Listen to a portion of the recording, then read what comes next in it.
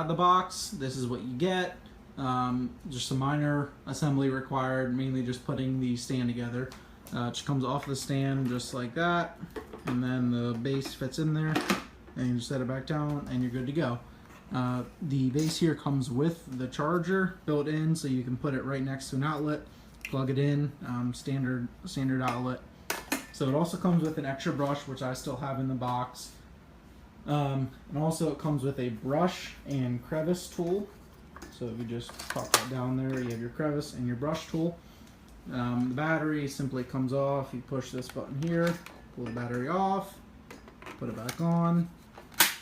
And when you start it up, this will light up to show you how much is in the battery.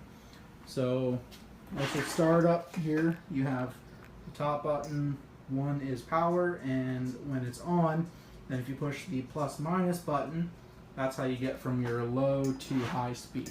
So turn it on, there's your low speed, and then I'll turn it on again and hit the plus minus button here, and it'll go to high speed.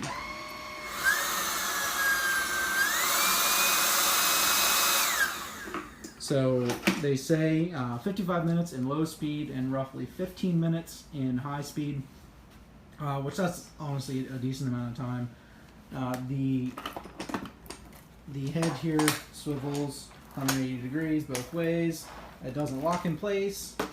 That's okay, because when you sit it in the mount there, or it just kind of sits into place.